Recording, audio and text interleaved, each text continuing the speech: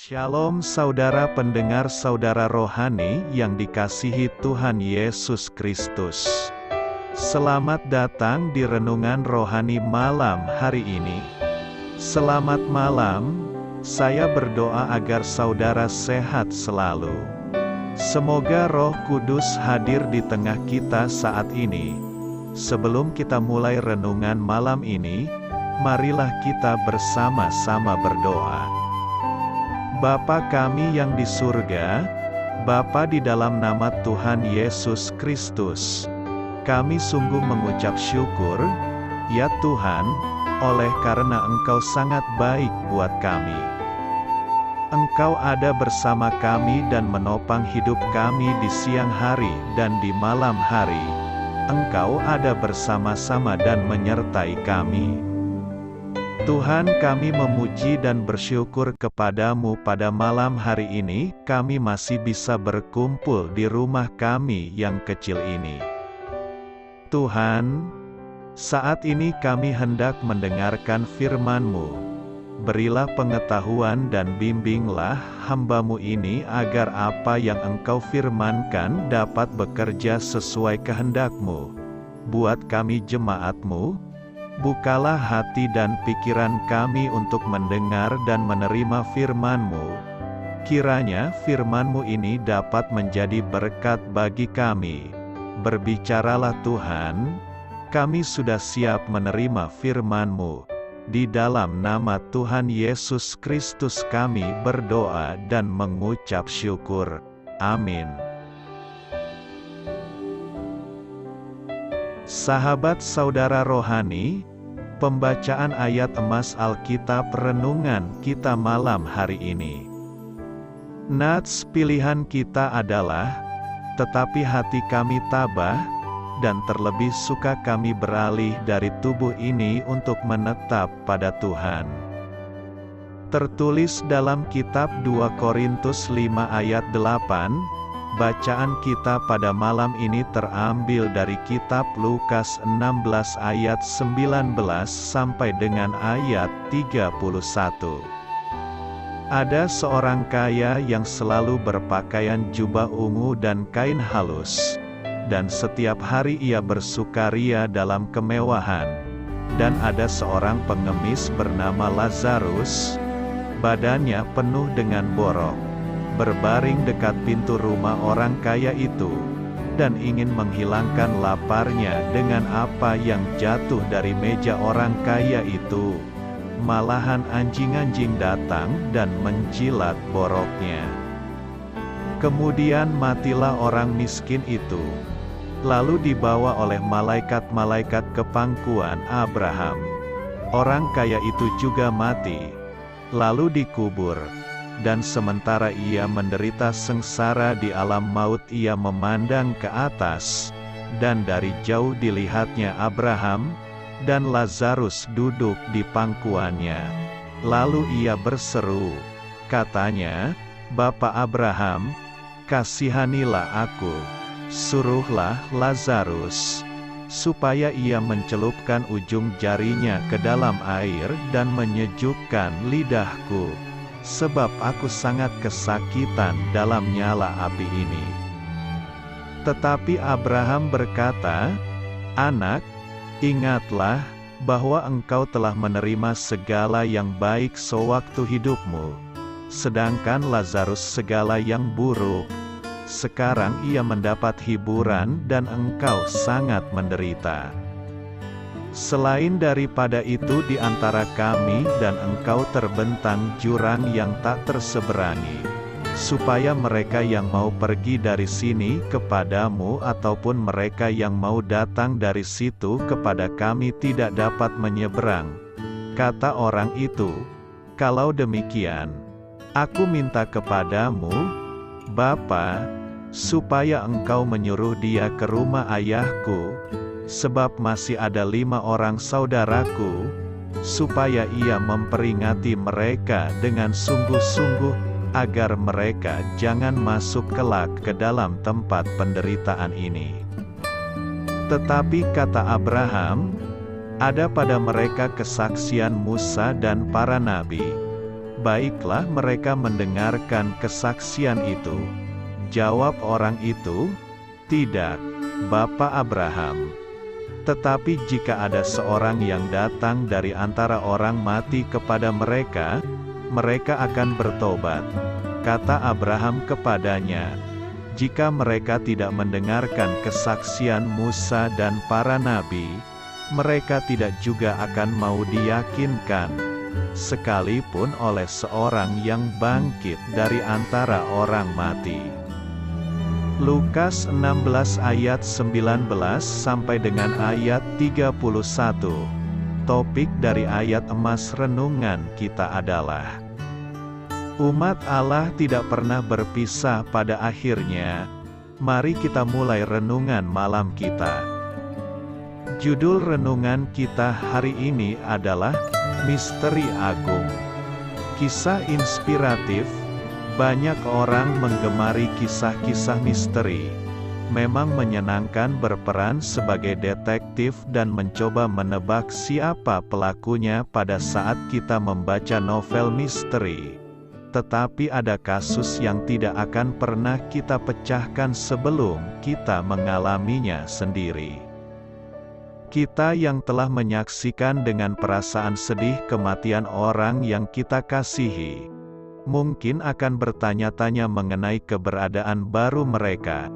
Hati kita sangat ingin mengetahui apa yang mereka lakukan atau di mana mereka berada saat ini. Jika mereka telah mengakui Yesus Kristus sebagai Juru Selamat, kita tahu bahwa mereka berada di surga. Namun, pada saat ini, ada sebuah selubung yang memisahkan kita dari orang-orang yang kita kasihi, dan kita tidak dapat melihat apa yang berada di balik selubung tersebut. Akan tetapi, kita memiliki beberapa petunjuk mengenai misteri ini. Kita tahu bahwa orang-orang terkasih yang telah meninggal sedang menikmati hadirat Allah. 2 Korintus 5 ayat 8. Kita juga tahu bahwa mereka dikenali dan mengenali sekeliling mereka sama seperti orang kaya dan pengemis yang dibicarakan Yesus dalam Lukas 16 ayat 22 dan ayat 23. Dan kita pun tahu bahwa mereka saat ini belum menerima tubuh sempurna yang akan mereka miliki kelak ketika Yesus kembali. 1 Tesalonika 4 ayat 13-17. Lebih dari itu, kita telah diberi kebenaran ini. Allah, di dalam kasih dan kuasa-Nya yang tiada taranya, sedang merancang pertemuan yang mulia. Selanjutnya, sukacita kekal kita akan dimulai. Halaman terakhir dari misteri agung ini berakhir dengan bahagia. Amin. Marilah kita renungkan di dalam hati kita. Anda harus memilih di mana Anda akan menghabiskan kekekalan. Dan Anda harus memilihnya sekarang selagi Anda masih hidup, bukan setelah Anda tiada. Tidak ada jalan berputar. Tuhan memberikan Anda seumur hidup untuk membuat keputusan-keputusan yang tepat. Jika Anda terus menundanya, tidak akan ada kesempatan kedua untuk memperbaikinya setelah Anda mati. Ketika Yesus tengah sekarat di kayu salib, ada seorang laki-laki di sebelahnya yang telah menjadi seorang penjahat seumur hidupnya. Di detik-detik terakhirnya, laki-laki itu menyerahkan hidupnya kepada Yesus, dan berseru, "Yesus, ingatlah akan aku, apabila Engkau datang sebagai Raja." Lukas 23 ayat 42. Satu-satunya yang ia tahu tentang keselamatan ialah Yesus dapat menyelamatkannya. Dia tidak tahu tentang doktrin atau teologi. Dia tidak tahu segalanya tentang firman Tuhan. Dia hanya berkata, "Ya," kepada Yesus. Oleh karena imannya itulah, Yesus berkata kepadanya, sesungguhnya hari ini juga engkau akan ada bersama-sama dengan aku di dalam Firdaus. Lukas 23 ayat 43. Untuk sampai ke surga, Anda hanya perlu menjawab, "Ya," kepada Kristus. Itu kuncinya. Yesus berjanji bahwa Anda dijamin oleh Allah bahwa Anda akan bersama dengannya setelah Anda mati, dan menghabiskan kekekalan dalam sukacita hadirat-Nya. Namun, Anda hanya memiliki satu kehidupan dan satu kesempatan untuk membuat pilihan untuk ikut Yesus. Alkitab berkata dalam 2 Korintus 5 ayat 8, "Tetapi hati kami tabah, dan terlebih suka kami beralih dari tubuh ini untuk menetap pada Tuhan."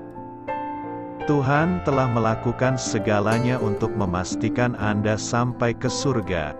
Maka, sekarang Anda harus melakukan bagian Anda untuk memastikan bahwa Anda ambil bagian dalam memegang janji-Nya. Kasih Tuhan tak pernah berkesudahan bagi Anda dan keluarga. Terima kasih Ibu, Bapak, saudara dan saudari sudah berkenan mendengarkan renungan malam saudara rohani. Amin.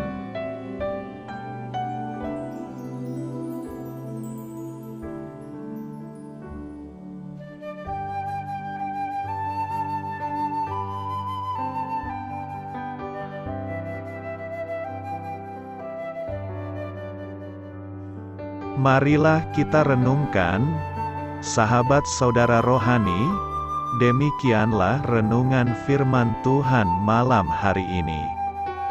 Semoga menjadi berkat di dalam hidup kita dan menjadikan kita pribadi yang lebih baik. Sebelum kita beristirahat pada malam hari ini, marilah kita berdoa.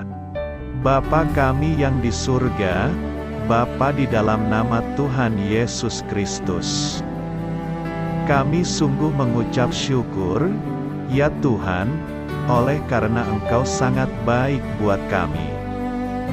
Engkau ada bersama kami dan menopang hidup kami di siang hari dan di malam hari. Engkau ada bersama-sama dan menyertai kami, ya Tuhan Yesus. Kami mengucap syukur untuk firman-Mu, ya Tuhan, yang memberikan kami kekuatan dan menyadarkan kami bahwa kami tidak perlu takut dengan gelap dan malam. Sebab Tuhan, Engkau ada bersama kami. Engkau melindungi kami dan menjadi perisai bagi kami hamba-Mu berdoa saat ini. Tuhan, untuk setiap pendengar renungan ini yang mengalami ketakutan, kecemasan, kegelisahan, pada situasi gelap dan malam hari di dalam nama Tuhan Yesus Kristus. Kuasa Tuhan melepaskan mereka dari segala ikatan roh-roh ketakutan yang mengikat mereka saat ini. Tuhan melepaskan setiap anak-anak-Mu dari segala rasa takut dan kecemasan. Di dalam nama Tuhan Yesus segala kuasa-kuasa roh jahat, kuasa setan iblis yang mengganggu anak-anak-Mu, ya Tuhan, tolong hancurkan dan halaukan dengan kuasa-Mu. Dalam nama Tuhan Yesus Kristus, berkati setiap kami anak-anak-Mu, ya Tuhan, dan lindungilah kami. Kami aman di dalam Engkau. Ya Tuhan, penuhilah setiap hati kami dengan keberanian, damai sejahtera, dan sukacita serta ketenangan yang dari Tuhan. Berkati kami di malam hari ini, saat kami tidur dan beristirahat. Kuasa-Mu, ya Tuhan, menaungi setiap kami, memberkati dan melindungi kami. Bangunkanlah kami kembali besok pagi dengan kekuatan yang baru. Tubuh yang sehat diberkati Tuhan dan berkat-berkat yang baru Tuhan sediakan bagi kami.